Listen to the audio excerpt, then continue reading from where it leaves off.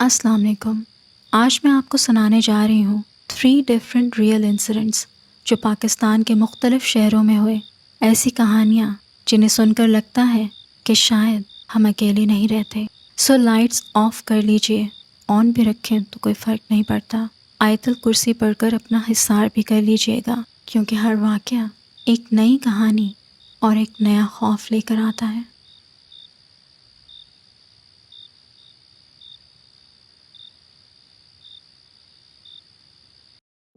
میرا نام عدیل ہے، میں ملتان کا رہنے والا ہوں۔ یہ 2019 کا واقعہ ہے جب ملتان کی کالونی میں ہمارا گھر ہوا کرتا تھا۔ یہ ایک پرانی گلی ہے جہاں زیادہ تر پرانے گھر بنے ہیں اور گلی بھی کچھ زیادہ بڑی نہیں ہے۔ اس وقت میں بہاؤالدین ذکریہ یونیورسٹی میں اسٹوڈنٹ تھا۔ ہمارے گھر کے بالکل سامنے تو نہیں، اس سے تھوڑا لیفٹ کی طرف ایک پرانا خالی گھر ہے۔ میں بچپن سے اسے دیکھتا آ رہا ہوں۔ دیواریں ٹوٹی ہوئی، دروازے آدھے لٹکے ہوئے اور گھر کے ایک کونے میں نیم کا پرانا درخت لگا ہوا ہے، لیکن اس گھر کا مین گیٹ ہمیشہ لاکڈ رہتا تھا۔ لوگ کہتے ہیں کہ یہ گھر 1980s میں بنا تھا، لیکن وہاں رہنے والے لوگ زیادہ دن اس گھر میں نہیں رہے۔ شاید وہ باہر شفٹ ہو گئے تھے۔ کوئی واضح جواب نہیں تھا کسی کے پاس، لیکن یہ گھر تب سے خالی ہی پڑا تھا۔ اور ہمارے ایریا میں اس گھر کے بارے میں طرح طرح کی کہانیاں مشہور تھیں۔ کوئی کہتا تھا کہ یہ گھر آسیب زدہ ہے اور رات کو یہاں سے آوازیں اور روشنیاں دکھائی دیتی ہیں، لیکن میں نے اپنی آنکھوں سے کبھی کچھ نہیں دیکھا تھا۔ گلی میں بچے جب بھی کرکٹ کھیلتے اور بال اگر اس گھر کے اندر چلی جاتی تو کوئی بھی لینے نہیں جاتا تھا۔ مجھے یاد ہے کہ ایک بار میری چھوٹی بہن نے بھی مجھ سے کہا تھا کہ اسے وہاں رات میں روشنی نظر آتی ہے۔ میں ہنس کر بولا، بیوقوف، وہاں کوئی نہیں رہتا، وہ گھر خالی ہے۔ لیکن اندر سے مجھے بھی کبھی کبھی عجیب سا لگتا تھا۔ رات کو جب سب سو جاتے تھے تو کبھی کبھی مجھے ایسا محسوس ہوتا جیسے کوئی اس گھر کی چھت سے نیچے کی طرف پتھر پھینک رہا ہو، چھوٹے کنکر جیسے۔ میں جب کھڑکی سے چیک کرتا تھا تو وہاں ہمیشہ سناٹا ہی ہوتا تھا۔ ایک شام جب میں اکیڈمی سے واپس آ رہا تھا تو ہمارے ایریا کی لائٹ گئی ہوئی تھی۔ گلی میں بالکل اندھیرا تھا۔ میں نے فون کی فلیش لائٹ آن کی تاکہ راستہ صحیح سے نظر آئے۔ جب میں اس خالی گھر کے پاس سے گزر رہا تھا تو مجھے ایسا لگا جیسے اندر سے آواز آئی ہو، جیسے کسی نے اندر سے سانس چھوڑا ہو۔ میں رک گیا، ٹارچ کی روشنی اندر ڈالی اور اسی وقت مین گیٹ جو بند رہتا تھا ہلکی سی آواز کے ساتھ تھوڑا سا کھل گیا، جبکہ اس وقت وہاں کوئی ہوا نہیں چل رہی تھی اور یہ گیٹ تو تالا لگا کر بند کیا ہوا تھا۔ میں ڈر کے مارے جلدی سے اپنے گھر کی طرف بھاگ گیا۔ یہ بہت عجیب تھا۔ میں نے گھر میں کسی کو یہ بات نہیں بتائی، شاید خوف کی وجہ سے۔ اگلے دن چھٹی تھی اور میرا دوست سمیر مجھ سے ملنے آیا تو میں نے اس سے یہ بات شیئر کی۔ وہ ان باتوں میں یقین نہیں رکھتا تھا۔ اس نے کہا کہ ایسا کچھ بھی نہیں ہے، تم زیادہ ڈر گئے ہو اور میں تمہیں پروف کروں گا۔ رات میں چلتے ہیں اس گھر میں، دیکھ لیتے ہیں کیا ہے وہاں۔ میں پہلے منع کر رہا تھا، لیکن پھر کیوریوسٹی جیت گئی۔ ہم دونوں نے ڈیسائیڈ کیا کہ 10 بجے رات کو اس گھر کے اندر جائیں گے۔ رات کو ہم دونوں اس گھر کے پاس پہنچے۔ جانے کیوں وہ گھر آج کچھ زیادہ ہی پرسرار اور کریپی لگ رہا تھا۔ گلی میں ایک ہی اسٹریٹ لائٹ تھی جو ہر 10 سیکنڈ بعد بلنک کرتی تھی۔ مین گیٹ پر تو تالا لگا ہوا تھا، لیکن ساتھ ہی ایک دیوار آدھی سے زیادہ ٹوٹی ہوئی تھی، تو ہم اسی کو پھلانگ کر اندر پہنچ گئے۔ لیکن اندر قدم رکھتے ہی میں آپ کو کیا بتاؤں، ایک عجیب سی خوف کی ٹھنڈی لہر میرے اندر دوڑ گئی، جیسے آپ کی چھٹی حس آپ کو وارن کر رہی ہو کہ اندر مت جاؤ۔ لیکن سمیر کے پیچھے پیچھے میں بھی آگے بڑھتا گیا۔ ہم نے اپنے موبائل فونز کی فلیش لائٹس آن کی اور گھر کے دروازے کو دھکا دیا تو اسٹرینجلی وہ کھلا ہوا تھا اور ایک ہلکی سی چرچراہٹ کی آواز کے ساتھ ہی وہ کھل گیا۔ اندر ایک عجیب سی اسمیل تھی جیسے بند جگہوں سے آتی ہے، اور ہر طرف مٹی اور جالے تھے۔ کچھ پرانا ٹوٹا فرنیچر بھی تھا، لیکن زیادہ سامان نہیں تھا وہاں۔ سمیر نے کمرے میں لائٹ گھمائی اور کہا کہ کچھ بھی نہیں ہے یار، لوگ بس کہانیاں بنا دیتے ہیں۔ ابھی وہ یہ کہہ کر آگے بڑھ ہی رہا تھا کہ اسٹیئرز کی طرف لائٹ پڑی اور ہمیں ایسا لگا جیسے کوئی ڈارک سا شیڈو اسٹیئرز سے اڑ کر چھت کی طرف گیا ہو۔ سمیر نے پوچھا، یہ کیا تھا؟ میں کچھ نہیں بولا، بس اس کا ہاتھ پکڑا اور ہم دونوں جلدی سے بھاگ کر باہر آ گئے اور دیوار پھلانگ کر گھر سے باہر نکل آئے۔ اس چھوٹے سے فاصلے میں ہی ہماری سانس پھول گئی تھی اور کچھ سمجھ نہیں آ رہا تھا، اور اسی وقت گھر کے اندر کا دروازہ زوردار آواز کے ساتھ بند ہوا اور مین گیٹ ہلکی سی آواز کے ساتھ اپنے آپ کھلنا شروع ہو گیا۔ یہ دیکھ کر ہماری چیخ نکل گئی اور ہم سیدھا گھر کی طرف دوڑ گئے۔ ہم دونوں کو یقین آ گیا تھا کہ وہاں کچھ نہ کچھ ضرور ہے، اور سمیر پھر رکا نہیں، فوراً اپنے گھر چلا گیا تھا، اور اس نے تو میرے گھر ہی آنا چھوڑ دیا تھا۔ اس رات کے بعد کافی دن تک مجھے ڈراؤنے خواب آتے رہے، جس میں کبھی کوئی چیز مجھے اپنے پیچھے آتی محسوس ہوتی اور کبھی ایک عورت سفید کپڑوں میں اسی گھر کے اندر کھڑی دکھائی دیتی جو اس کے دروازے کو زور سے بند کر دیتی تھی، اور ہر بار خوف سے میری آنکھ کھل جاتی تھی اور مجھے ایسا فیل ہوتا تھا جیسے وہ مجھے وارن کر رہی ہے کہ دوبارہ یہاں مت آنا۔ ایک دن میں نے نوٹس کیا کہ اس گھر کی کھڑکی کے اندر سے کچھ سفید سا موو ہوتا دکھائی دے رہا تھا۔ میں نے موبائل سے زوم کر کے دیکھا تو وہاں کھڑکی پر اندر کی طرف ایک سفید کپڑا یا دوپٹہ لٹکا ہوا تھا۔ مجھے حیرت ہوئی کیونکہ پہلے کبھی ایسا کچھ نہیں دکھا تھا وہاں۔ یہ دیکھ کر میں تھوڑا ڈر بھی گیا تھا۔ میں نے امی کو یہ سب بتایا اور اپنے خوابوں کا بھی۔ انہوں نے مجھ پر دم کیا اور کہا کہ بیٹا، یہ مخلوق تو ہوتی ہے، بس تم زیادہ ان کے کھوج میں مت لگو، سب ٹھیک ہو جائے گا۔ اس دن کے بعد سے میں نے اس گھر کی طرف دیکھنا ہی چھوڑ دیا اور مجھے وہ خواب آنا بھی بند ہو گئے۔ اب ہم ایک دوسری جگہ، ایک نئی کالونی میں شفٹ ہو گئے ہیں، لیکن وہ گھر آج بھی خالی ہے۔ پتہ نہیں وہ گھر خالی ہونے کی وجہ سے آسیب زدہ ہو گیا تھا یا پھر اس کے خالی ہونے کی وجہ اس کا آسیب زدہ ہونا تھا۔ ہمارے پرانے ہمسائے بتاتے ہیں کہ اس گھر سے آج بھی اسٹرینج آوازیں آتی ہیں اور راتوں کو روشنی بھی دکھتی ہے، اور وہ گیٹ کھلنے کا واقعہ بھی کافی لوگوں کے ساتھ پیش آیا تھا۔ وہ گھر آج بھی ہم سب کے لیے ایک مسٹری ہے۔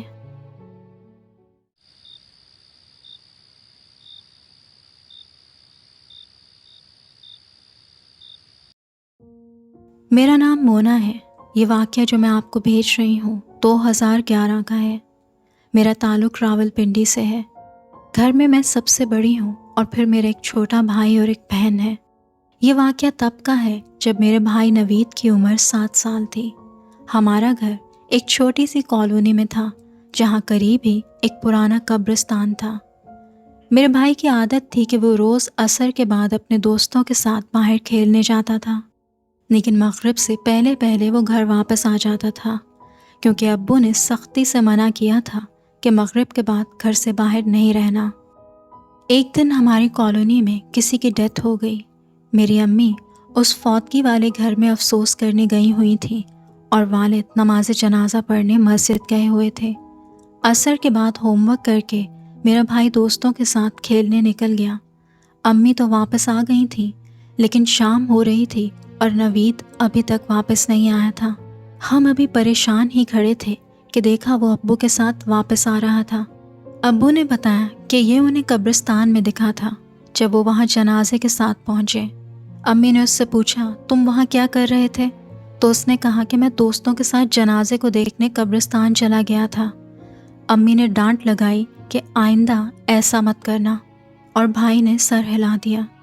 رات میں جب ہم سب کھانا کھانے بیٹھے تو ہم نے نوٹ کیا کہ وہ بہت زیادہ کھانا کھا رہا ہے، 3 سے 4 روٹیاں، جو کہ ایک 7 سال کے بچے کے حساب سے بہت زیادہ تھا۔ امی نے اسے ٹوکا اور کہا کہ کیا ہو گیا ہے آج تمہیں؟ تو اس نے کچھ نہیں کہا اور ہاتھ روک لیا۔ ہم دونوں بہن بھائی کا بیڈ روم ایک ہی تھا، جبکہ چھوٹی بہن امی ابو کے ساتھ سوتی تھی۔ رات میں جب ہم کمرے میں سونے آئے تو میرے بھائی نے امی کا ہاتھ پکڑ لیا۔ اس نے کہا، امی مت جائیں، مجھے ڈر لگ رہا ہے۔ وہ خوف سے کبھی چھت کی طرف دیکھتا تھا اور کبھی دیواروں کی طرف۔ ہم نے اس سے بہت پوچھا کیا ہوا، लेकिन वो कुछ बता ही नहीं रहा था। मेरा भाई बहुत काम और हंसमुख तबीयत का है, वो इस तरह से कभी भी तंग नहीं करता था। हमें यही लगा कि वो डर गया है। अब्बू ने उस पर दम किया और अम्मी ने भी दुआएं पढ़कर फूंकी और वो सोने लेट गया, लेकिन सारी रात वो कुछ बेचैन सा रहा। अगले दिन वो बहुत देर से सोकर उठा और उसकी रंगत कुछ पीली पीली सी लग रही थी। ये देखकर अम्मी बहुत परेशान हो गई और उससे प्यार से पूछा कि क्या हुआ है। उसने अम्मी के कान में बताया कि उस दिन जब मैं कब्रिस्तान गया था ना, तो मैं एक पुरानी कब्र के ऊपर से गुजरा था। वहाँ पहले तो कोई नहीं था, लेकिन मेरे कब्र फलांगने पर किसी ने मेरी टांग पकड़ ली और मैं गिर गया था।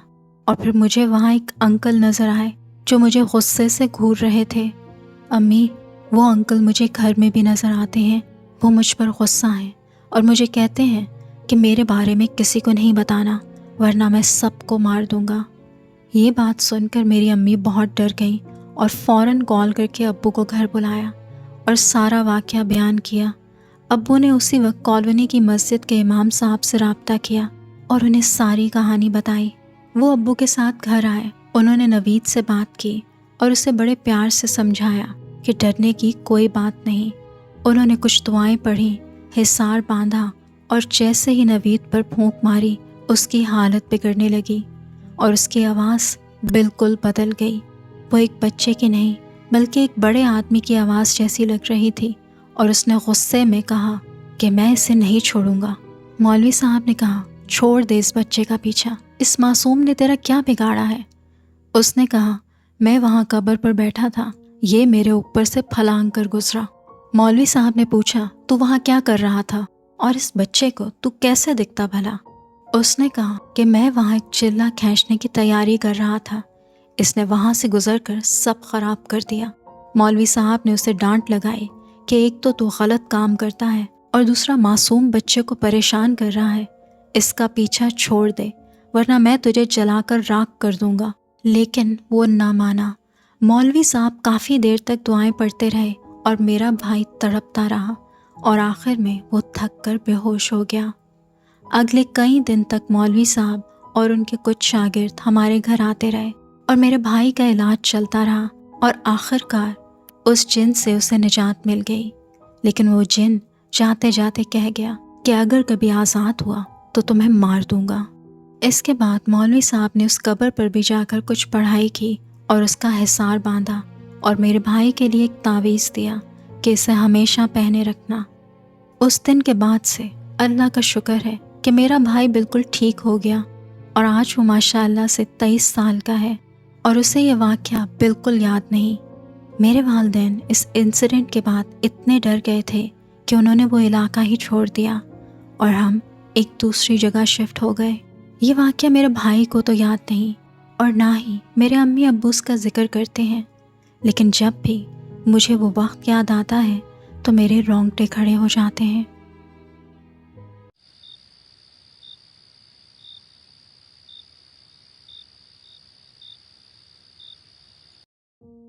ये वाक़या जिन्होंने मुझे सेंड किया है, ये उनके एक दोस्त का वाक़या है जिनका नाम फ़रहान है।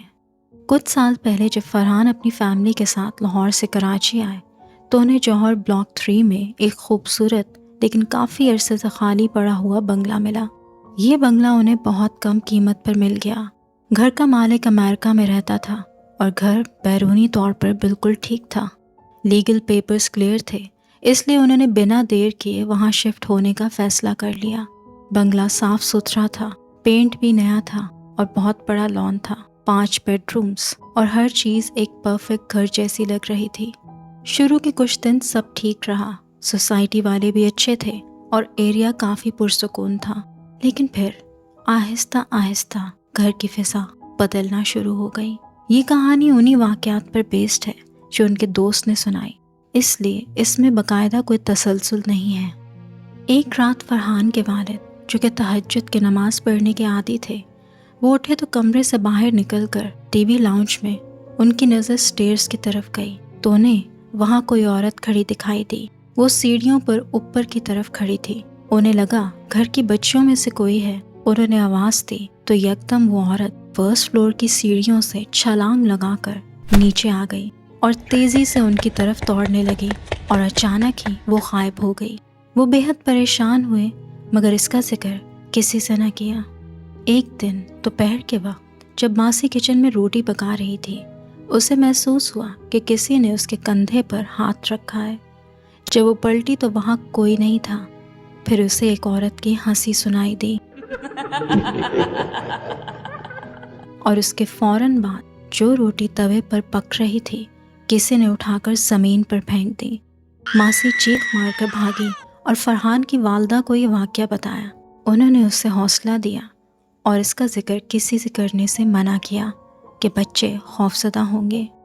ایک رات فرحان گھر دیر سے لوٹا۔ وہ ابھی اپنی گاڑی میں ہی تھا کہ اس نے گھر کی بالکنی میں ایک عورت کو کھڑے دیکھا۔ یہ کافی لیٹ نائٹ تھی۔ اس نے سوچا کہ شاید اس کی بیوی یا بہن ہوگی، لیکن جب وہ گھر کے اندر گیا تو گھر اندھیرے میں ڈوبا تھا اور سب لوگ سو رہے تھے۔ اسے بڑی حیرت ہوئی کہ اگر یہ ان میں سے کوئی نہیں تھا تو آخر وہ کون تھی؟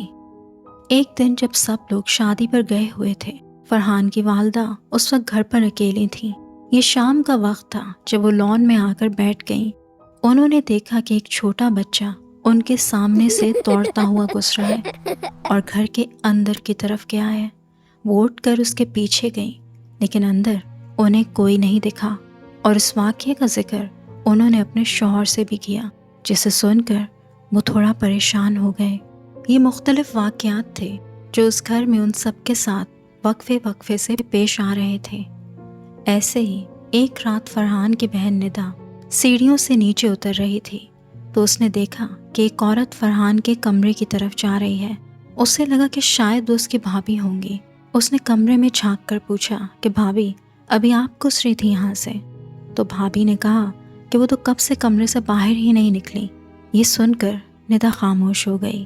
اس دن کے بعد سے ندا نے ڈراونے خواب دیکھنا شروع کر دیے۔ ہر رات ایک ہی خواب جس میں ایک عورت کالے برقعے میں لپٹی اس کے بالوں کو ہاتھ سے سہلاتی اور اس کے کان میں کچھ سرگوشی کرتی جسے وہ سمجھ نہیں پاتی تھی، لیکن جاگنے پر اس کے بال ہمیشہ بکھرے اور کھلے ہوتے تھے، جبکہ وہ بال باندھ کر سونے کی عادی تھی۔